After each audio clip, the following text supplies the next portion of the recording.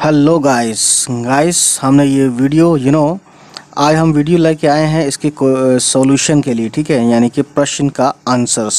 ठीक है, प्रश्न का उत्तर। तो ये चैप्टर नंबर 1 है राख की रस्सी, और इसको मैं ऑलरेडी एक वीडियो में पढ़ चुका हूँ। अगर आपने नहीं देखी हो तो मैं उसका लिंक दे दूँगा इस वीडियो में। ठीक है, नीचे देख लीजिएगा आप डिस्क्रिप्शन में। तो चलिए शुरू करते हैं। You know that very well. और ये देखिए, ये है ना, एक्सरसाइज का सॉल्यूशन करेंगे। तो भोला भाला, इसमें है तिब्बत के मंत्री अपने बेटे के भोलेपन से चिंतित रहते थे, है ना। अब का में तुम्हारे विचार से वे किन किन बातों के बारे में सोचकर परेशान होते थे। तो गाइस इसका आंसर बताता हूँ, स्क्रीन पे देखिए। वे निम्न बातों को लेकर परेशान रहते थे, जैसे कि, है ना, पहला है कोई उनके बेटे को मूर्ख बना के उसका घर संपत्ति ना हथिया ले। और दूसरा पॉइंट है उनका बेटा उनकी नज़र में एक बेकार व्यक्ति था, उसे कोई काम धंधा नहीं आता था। ठीक। और एक और पॉइंट है इसमें गाइस, उनके बेटे के भोलेपन से वह डरते थे कि कहीं यही भोलापन उनके बेटे का जीवन खराब ना कर दे। ठीक गाइस। अब गाइस यहाँ देख सकते हैं खा, है ना, का में हमने 3 पॉइंट पढ़े, और खा का आंसर देखिए ये है। क्वेश्चन देख लेते हैं। तुम तिब्बत के मंत्री की जगह होती तो क्या उपाय करती। अच्छा, इन्होंने लड़की समझ के स्टूडेंट को ऐसा सवाल किया है, करती और होती। तो इन्हें ये पता होना चाहिए कि लड़के भी होते हैं। खैर कोई दिक्कत नहीं है, हम इसका जवाब देते हैं। देखिए स्क्रीन पर आप देख सकते हैं खा का उत्तर। मैं उनकी जगह होता या होती तो उसे जीवन का संघर्ष सिखाता या सिखाती, है ना, क्योंकि देखो स्टूडेंट फीमेल भी होता मेल भी होता है। उसे उन सभी बातों का ज्ञान देता या देती जिसका जानना उसके लिए अति आवश्यक था। ठीक है। तो गाइस आप समझ सकते हैं। अब ये देखिए फिर से यहाँ पे आ गए हैं शहर की तरफ। ठीक है। तो देखिए इसमें क्या है कि मंत्री ने अपने बेटे को शहर की तरफ रवाना किया। ठीक है, का मंत्री ने अपने बेटे को शहर क्यों भेजा था। तो इसका आंसर के लिए देखिए गाइस, स्क्रीन पे देख सकते हैं आंसर। मंत्री ने अपने बेटे को शहर इसलिए भेजा क्योंकि वे चाहते थे कि उनका बेटा बाहर जाकर लोगों से चालाकी सीखे तथा पैसा कैसे कमाते हैं ये जान सके, और घर से बाहर का वातावरण देखे, कठिनाइयों का हल निकालना भी सीखे। ठीक है, इस तरह से आप आंसर लिख सकते हैं, है ना।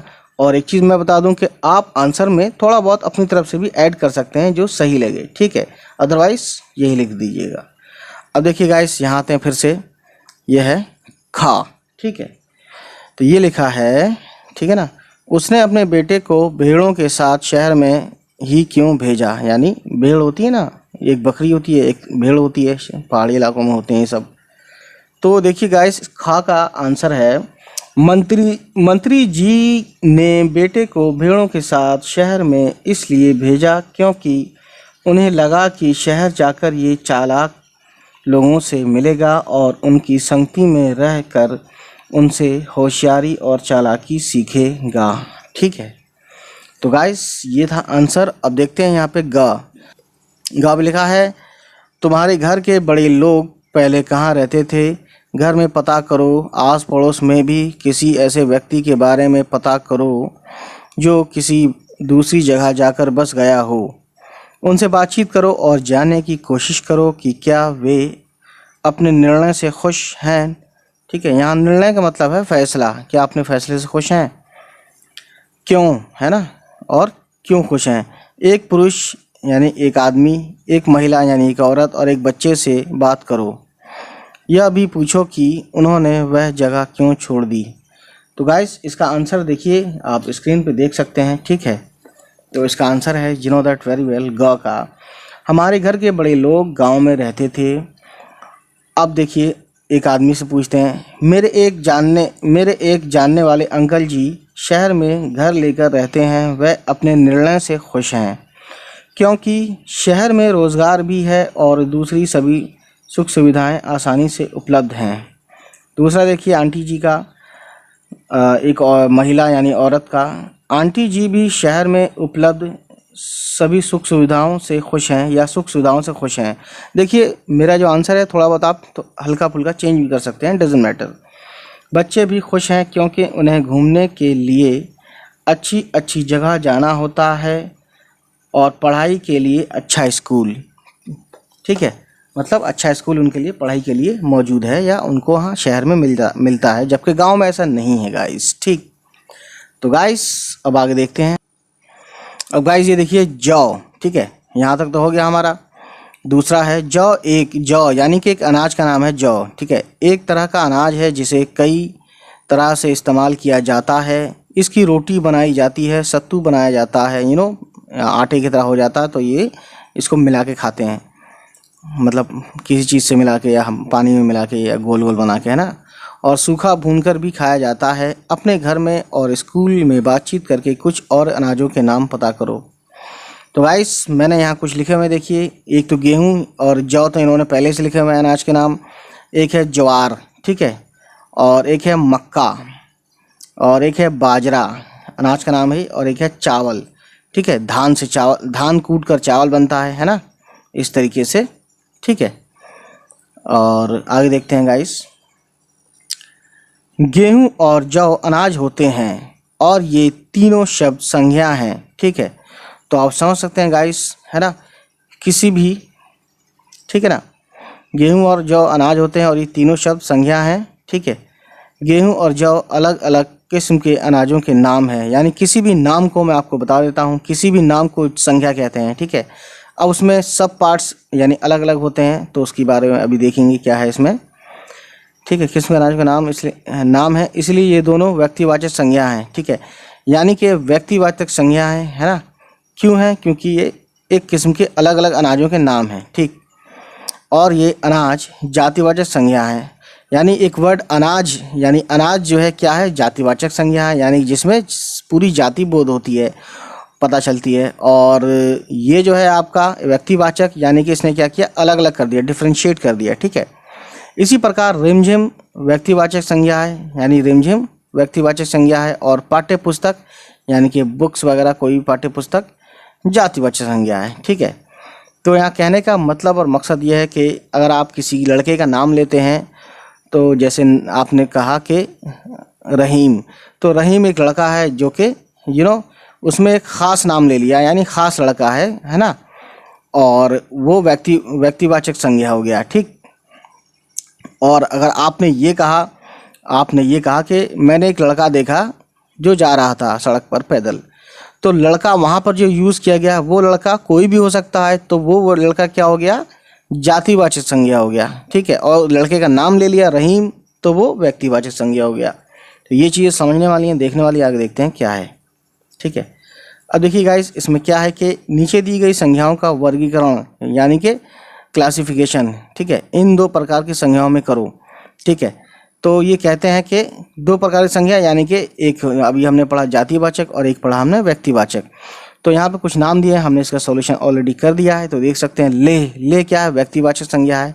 धातु जातिवाचक संज्ञा है। शेरवानी व्यक्तिवाचक संज्ञा है, शेरवानी एक कपड़े का नाम है। कपड़े तो बहुत सारे होते हैं, लेकिन कपड़े में एक शेरवानी हो गया, तो वो एक खास किस्म का कपड़ा है। ठीक, भोजन जातिवाचक, यानी भोजन में कुछ भी खा सकते हैं, लेकिन सिर्फ भोजन कहा है तो भोजन में बहुत सारे भोजन होते हैं, लेकिन भोजन पूरे भोजन को कहते हैं, है ना, जातिवाचक संज्ञा है। तांबा व्यक्तिवाचक, है ना, यानी तांबा क्या है, धातु है, तो धातु में तांबा भी आता है, सोना भी, चांदी भी, है ना, इस तरीके से लोहा भी आता है, लेकिन तांबा क्या है, एक खास लोहा है, एक खास किस्म का मतलब धात है ना। तो इस तरह से ये व्यक्तिवाचक हो गया। खिचड़ी व्यक्तिवाचक, खिचड़ी क्या है, भोजन है एक तरह से, लेकिन भोजन में खिचड़ी एक खास हो गया, है ना। अब शहर में बहुत सारे शहर हो सकते हैं, कोई नाम नहीं लिया, तो शहर क्या है, जाति हो गया, यानी जिसमें सारे नाम आ सकते हैं उसे बोलते हैं जातिवाचक संज्ञा। वेशभूषा, ये भी जातिवाचक संज्ञा हो गया। ठीक, वेशभूषा क्या है, इसमें बहुत सारे कई तरह के वेशभूषे लिए जा सकते हैं। ठीक है, तो इसलिए ये जातिवाचक हो गया। अब देखते हैं आगे। अब गाइस ये देख सकते हैं, ऊपर लिखी हर जातिवाचक संज्ञा के लिए 3-3 व्यक्तिवाचक संज्ञाएं खुद सोचकर लिखो। ठीक है, यानी कि इनमें तो मैं आपको बताता हूँ। तो ये जातिवाचक संज्ञा भोजन में एक हो गया खीर, एक हो गया बिरयानी, और एक हो गया राजमा चावल। ठीक है ना। तो यहाँ लिखा हुआ भी गाइस। और धातु में, धातु और जातिवाचक लेते हैं तो धातु में सोना हो गया, पीतल हो गया, लोहा हो गया, है ना, चांदी भी हो सकता है। तो तीन ही लिखने हैं तो तीन ही लिखिएगा, ज़्यादा मत लिखिएगा, है ना, ज़्यादा लिखने से भी नंबर कटते हैं, आपको ये मालूम होना चाहिए। अब शहर एक जातिवाचक, इसमें शहर में देखिए आगरा हो गया, दिल्ली हो गया, अलीगढ़ हो गया, ठीक है। और गाइस मैं आपको बताता हूँ, जैसे भूषा है, वेशभूषा, है ना, वेशभूषा में क्या है, साड़ी है, शलवार है, फ्रॉक है, ठीक, इस तरीके से हो गए। अब देखते हैं इसमें, तुम शेर मैं सवा शेर, तो ये क्या है गाइस, ये ऐसा कुछ है नहीं, है ना। इस लड़की का तो सभी लोग मान गए थे, है ना, सचमुच नहीं, ये ऐसा कुछ नहीं है गाइस, इसमें क्वेश्चन भी नहीं बनता है, ठीक है, और इसमें से क्वेश्चन आएगा भी नहीं, तो हम इसको स्किप करते हैं। हम यहाँ से देखते हैं, देखिए, मंत्री ने बेटे से कहा, पिछली बार भेड़ों के बाल उतार कर बेचना मुझे ज़रा भी पसंद नहीं आया। क्या मंत्री को सचमुच यह बात पसंद नहीं आई थी? अपने उत्तर का कारण भी बताओ। तो आज इसका उत्तर यह है कि हाँ, मंत्री को सचमुच यह बात पसंद नहीं आई थी क्योंकि उसके बेटे ने लड़की की मदद ली थी। यानी उसने वो ये जो चालाकी से अपना काम या सॉल्यूशन निकाल लिया था, हल कर लिया था अपनी मुश्किल का, तो उसने वो अपने आप से नहीं किया था, बल्कि उसने लड़की की मदद ली थी, जैसा कि आपने कहानी सुनी हुई है। अगर आपने कहानी नहीं सुनी है तो आप प्लीज़ डिस्क्रिप्शन में जाके देख सकते हैं कहानी, ठीक। और सींग और जौ, इसमें क्या है गाइस, पहली बार में मंत्री के बेटे ने भेड़ों के बाल बेच दिए और दूसरी बार में भेड़ों के सींग बेच डाले, ठीक है। जिन लोगों ने ये चीज़ें खरीदी होंगी उन्होंने भेड़ों के बालों और सींगों का क्या किया होगा, अपनी कल्पना से बताओ। तो गाइस इसमें आंसर मैंने यहाँ लिखा हुआ ऑलरेडी। उन्होंने भेड़ों के बालों ऊन और गर्म कपड़े बनाए होंगे, सींग से गहने, कंघी और खिलौने बनाए होंगे। तो आप समझ सकते हैं क्या क्या बन सकता है, ठीक है।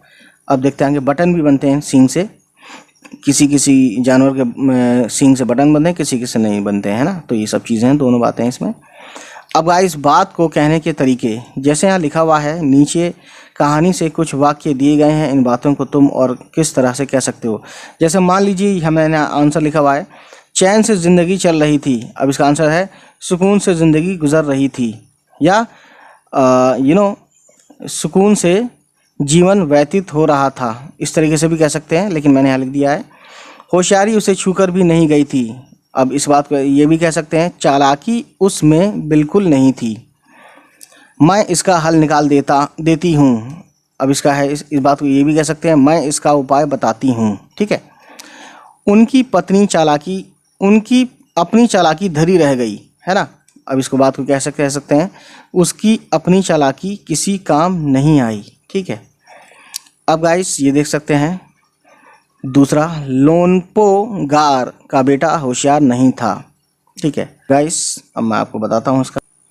तो इसमें यह है कि का देखते हैं, होशियार और चालाक में क्या फ़र्क होता है, किस आधार पर किसी को तुम चालाक या होशियार कह सकती हो। इसी प्रकार भोला और बुद्धू के बारे में भी सोचो और कक्षा में चर्चा करो, ठीक है। तो इस तरीके से इसमें बताना है गाइस, है ना। तो इसमें क्या है और क्या नहीं है इसका आंसर। और ये दूसरा क्या है, खा, लड़की को तुम समझदार कहोगे या बुद्धिमान, ठीक है। तो इसको हम गाइस इसका आंसर देखिए यहाँ लिखा हुआ है। तो गाइस पहले इसका देखते हैं, होशियार और चालाक में क्या फ़र्क है। तो देखिए यहाँ पर आंसर है ना, आपको दिख रहा है, मैं उम्मीद करता हूँ दिख रहा होगा। ये होशियार अक्लमंद होता है, यानी अकल होती है उसके अंदर, होशियार अक्लमंद होता है और सोच समझ कर काम करता है। वह किसी का नुकसान नहीं करता और वह दूसरों का भी भला चाहता है, जबकि चालाक सिर्फ अपना भला सोचता है, ठीक है। अब देखिए भोला इसमें लिखा है ना, भोला और बुद्धू, इसका आंसर देखिए इन्होंने खा लिख दिया, खा नहीं है ये का ही है। भोला वह होता है जिसमें चालाकी नहीं होती, वह किसी को नुकसान या दुख नहीं पहुंचाता, जबकि है ना, जबकि बुद्धू मूर्ख होता है, जैसे कि जिस डाल पर बैठा हो उसे ही काट रहा हो। तो ये एक एग्जाम्पल हो गया गाइस, देख सकते हैं आप, है ना, अच्छे से समझ सकते हैं। और चलिए फिर आगे बढ़ते हैं। ये वाला, लड़की को तुम समझदार कहोगे या बुद्धिमान। तो देखिए आंसर इसी में दिया हुआ है, लड़की को हम बुद्धिमान कहेंगे क्योंकि उसने अपनी बुद्धि का प्रयोग करके मंत्री के बेटे की समस्या हल कर दी। ठीक, तो गाइस अब देखते हैं अगले पेज पे कुछ है भी या नहीं। तो गाइस कहानी में कुछ है नहीं ऐसा, ठीक है, और ये मैं पढ़ चुका हूँ, इसका भी लिंक मैं दे दूंगा, ठीक है। और ये नाम दो, ये सब क्या है, ये सब कुछ नहीं है। तो गाइस अब आपका चैप्टर यहाँ होता है सॉल्यूशन पूरा कंप्लीट, और चैप्टर का नाम राह की रस्सी आप देख सकते हैं। तो चलिए फिर इसी तरीके से सॉल्यूशन पाने के लिए हमारे चैनल किताबी दौलत को ज़रूर सब्सक्राइब करें, उन तक पहुँचाएँ जिनके पास ये बुक्स हैं, या सभी बच्चों को पहुँचाएँ, क्योंकि मैं सारे ही क्लास के सब्जेक्ट के सॉल्यूशन डालता रहूँगा धीरे धीरे, ठीक है। चलिए मिलते हैं, बाय बाय, टेक केयर।